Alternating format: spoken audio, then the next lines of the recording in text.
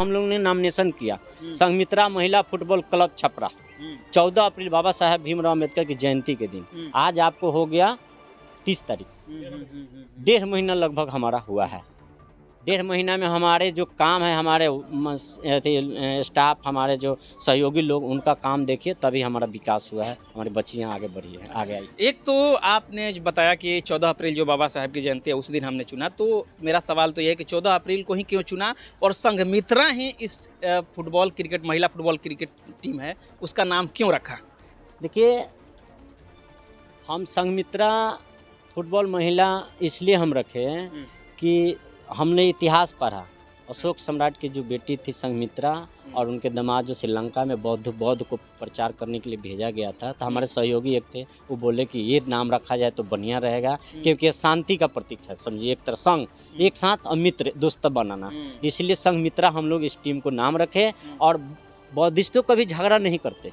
Buddhist जो हैं अपने आँख से देखे हुए कार्य को करते हैं और उस पर अमल करते हैं, इसीलिए हम लोग ने इस नाम को संघमित्रा रखा।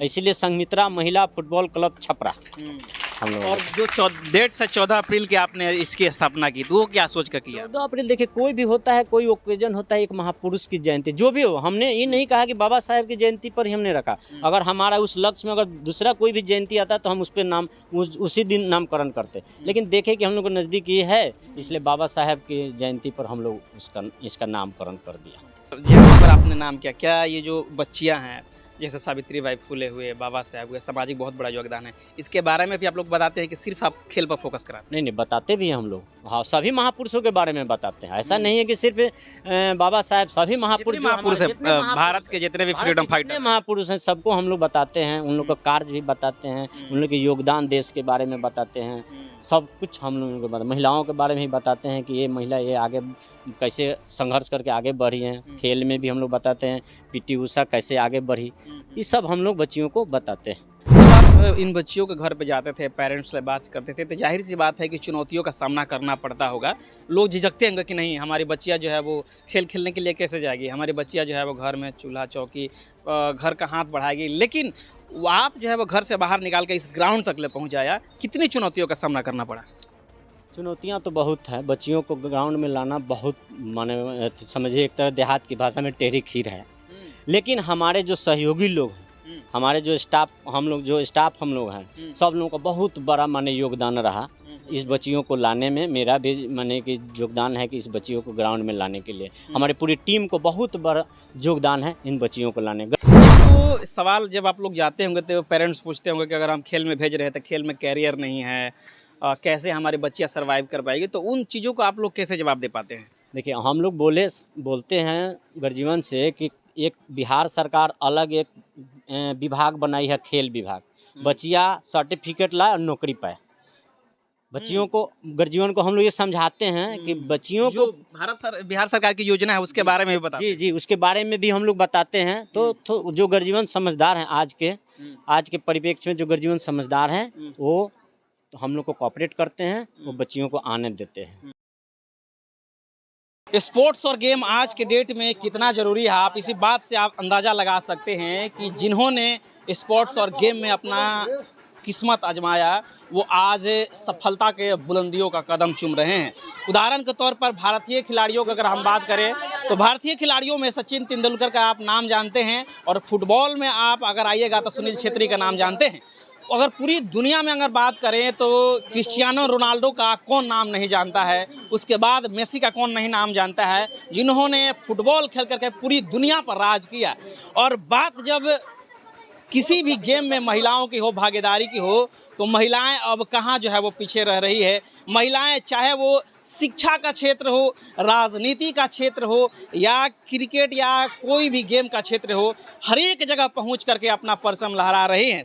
इसी बात को लेकर के जो है वो हम आपसे ये रूबरू कराना चाहते हैं कि आप हमारे जो पीछे ये तस्वीर देख रहे हैं, ये फुटबॉल खेलने वाली जो बच्चियां हैं वो आज डिस्ट्रिक्ट लेवल पर खेल रही है, आगे चल जा करके देश के भी रिप्रेजेंटेशन कर सकती है। तो आज के डेट में गेम कितना ज़रूरी है, आप इस बात से अंदाज़ा लगा सकते हैं। लेकिन ये बच्चियाँ खेल रही है, बच्चियों को खिलाने के पीछे कौन लोगों का सोच है, कौन लोग इनको ट्रेनिंग दे रहे हैं, आज सारी पहलू पर हम बात करेंगे एक एक करके कि जिन बच्चियों को घर से बाहर नहीं निकलने दिया जाता है, वो घर से बाहर निकाल करके इतना बड़ा जो है वो गेम खिला रहे हैं, इतना बड़ा जो है वो फुटबॉल खिला करके आगे लेके जा रहे हैं, ये अपने आप में मिसाल है। हमारे साथ जो है वो सर, सबसे पहले तो हम आपका परिचय जानेंगे, उसके बाद हम इसके बारे में बात करेंगे। मेरा नाम डीके मेहरा हुआ। मैं खेल के प्रति बचपन से ही हमको लगाव था कि हम बहुत माने खेल में जाएं, तो वो हमारा उतना माने नहीं हो पाया।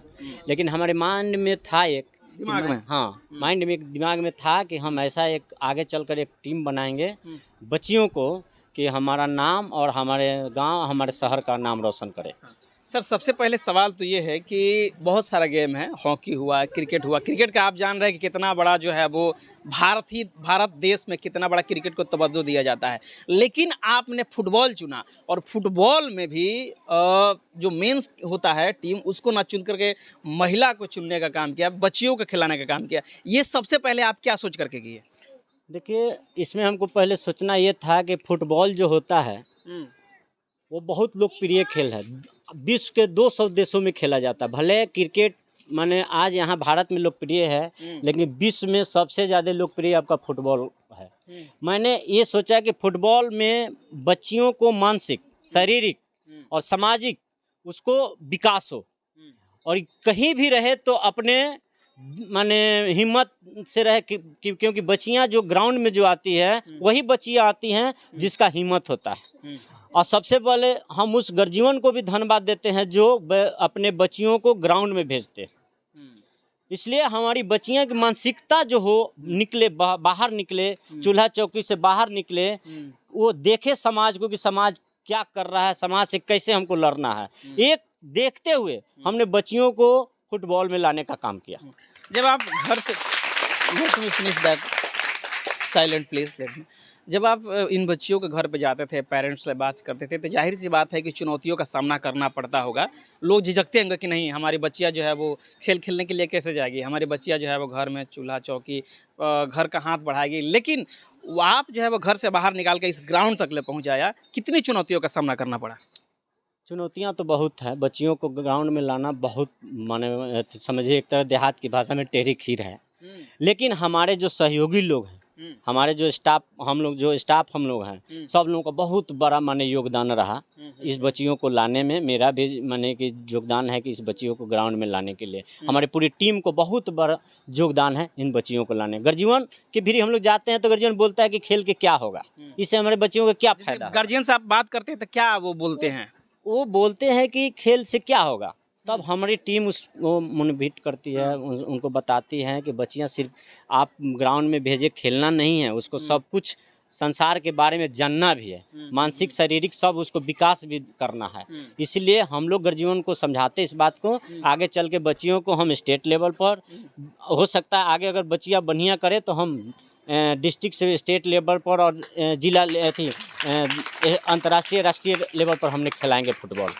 एक तो सवाल जब आप लोग जाते होंगे तो पेरेंट्स पूछते होंगे कि अगर हम खेल में भेज रहे हैं तो खेल में कैरियर नहीं है, कैसे हमारी बच्चियाँ सर्वाइव कर पाएगी, तो उन चीज़ों को आप लोग कैसे जवाब दे पाते हैं? देखिए, हम लोग बोलते हैं गर्जीवन से कि एक बिहार सरकार अलग एक विभाग बनाई है, खेल विभाग।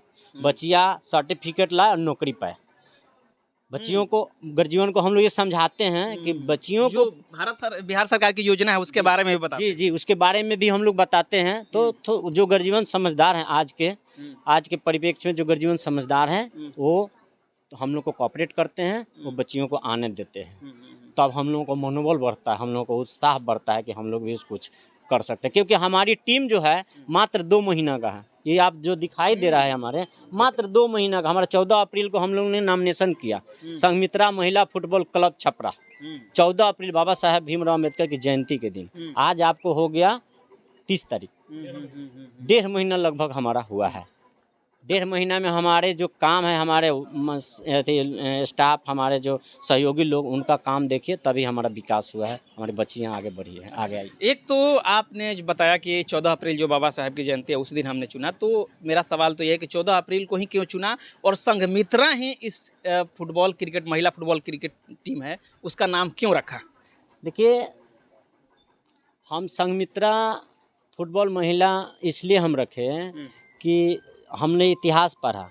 अशोक सम्राट की जो बेटी थी संघमित्रा, और उनके दामाद जो श्रीलंका में बौद्ध को प्रचार करने के लिए भेजा गया था, तो हमारे सहयोगी एक थे, वो बोले कि ये नाम रखा जाए तो बढ़िया रहेगा, क्योंकि ये शांति का प्रतीक है। समझिए, एक तरह संघ, एक साथ, और मित्र, दोस्त बनाना, इसलिए संघमित्रा हम लोग इस टीम को नाम रखे। और बौद्धिस्टों कभी झगड़ा नहीं करते।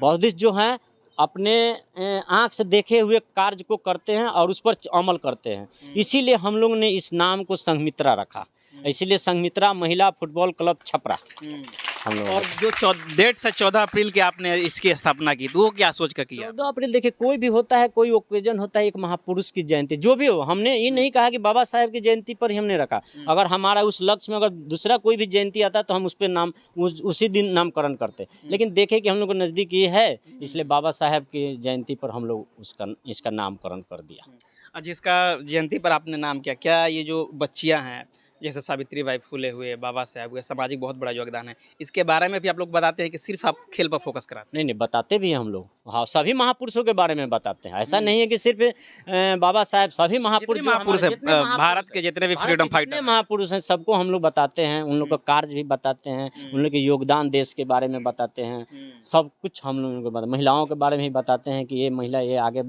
कैसे संघर्ष करके आगे बढ़ी हैं। खेल में भी हम लोग बताते हैं, पीटी उषा कैसे आगे बढ़ी, ये सब हम लोग बच्चियों को बताते हैं। चलिए, जब ये बच्चियां घर से बाहर निकली, तो जब ग्राउंड पे आई, तो इन बच्चियों में कितना सारा बदलाव हुआ है एज ए फुटबॉल प्लेयर?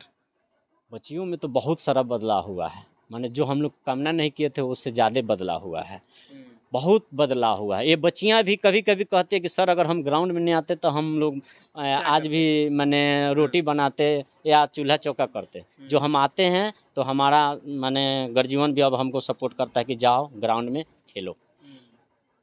रुचि ले रही है खेलने में ये लोग? बहुत